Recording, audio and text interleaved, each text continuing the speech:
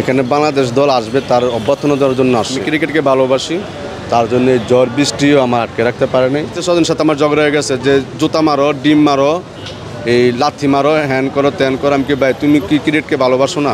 এক ইউটিউবার বাংলাদেশের জার্সির মধ্যে প্রস্তাব করতেছে, ভাই আমার এত কষ্ট লাগে, আমার চোখের পানি এসে পড়ছে, সে দেশকে ভালোবাসে না। আমরা এই জন্য ক্রিকেট খেলা হয়েছিল একটা আবেগ, একটা ভালোবাসা।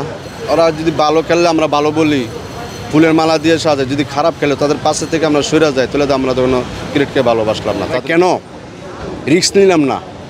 আমরা ব্যাটসম্যান রেখে উইকেট রেখে কী করবো? আমরা তো 12 রাখার কথা না, আমরা 10 ওভারের ভিতরে ম্যাচ জিতে চলে আসবো।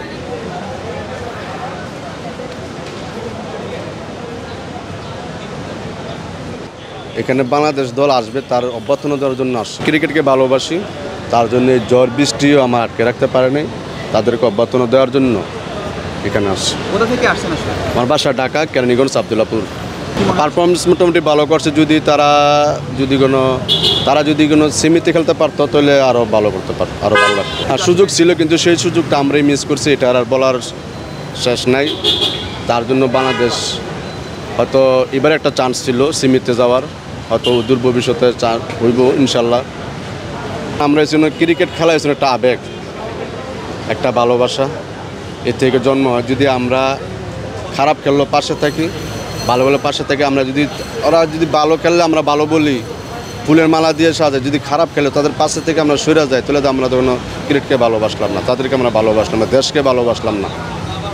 এটা দেখেন, ওই আমাদের প্রথমে উচিত ছিল যে আমরা 11 জন ব্যাটসম্যান আছি, আমরা কেন রিস্ক নিলাম না? আমরা ব্যাটসম্যান রেখে উইকেট রেখে কী করবো? আমরা তো 12 রাখার কথা না, আমরা 10 ওভারের ভিতরে ম্যাচ জিতে চলে আসবো।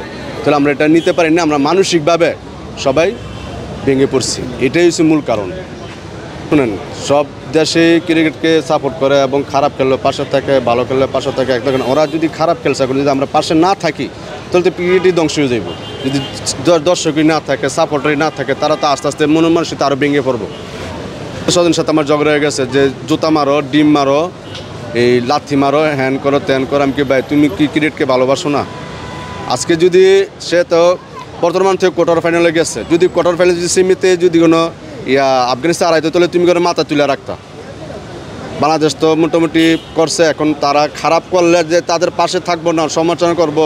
এই ইউটিউবে, ফেসবুকে যে কত সমালোচনা যে করতেছে ভাই, যা কইবার বাইরে। কিছুদিন আগে দেখছি এক ইউটিউবার বাংলাদেশের জার্সির মধ্যে প্রস্তাব করতেছে, ভাই আমার এত কষ্ট লাগে, আমার চোখের পানি এসে পড়ছে, সে দেশকে ভালোবাসে না। যদি দেশকে ভালোবাসে, তাহলে সে জার্সির মধ্যে প্রস্তাব করতে পারতো না, বাংলাদেশের ক্রিকেটকে এত অপমান করতে পারতো না। শেষে আমি অবশ্যই চাই বাংলাদেশ ভালো একটা রেজাল্ট নিয়ে আসুক। বাংলাদেশের টিম বাংলাদেশ বিশ্বের কাছ থেকে একটা রেজাল্ট নিয়ে আসুক, যাতে বাংলাদেশকে উঁচু করে মাথা তুলতে পারে বিশ্ব দরবারে, এটাই চাই। তো আমরা ফেভারিট, কিন্তু জ্বর নিয়ে আমরা কোনো দলের সাথে কম্পিটিশন করতে আমরা দেখেন অন্য ভালো ভালো দল। কিন্তু আপনি দেখেন পাকিস্তান প্রথম রাউন্ড থেকে কিন্তু আউট হয়ে গেছে। অস্ট্রেলিয়া দেখেন আউট হয়ে গেছে। তাহলে আমরা তো বাংলাদেশ টি-20-র মধ্যে এত পোক্ত না, এত হেভি না।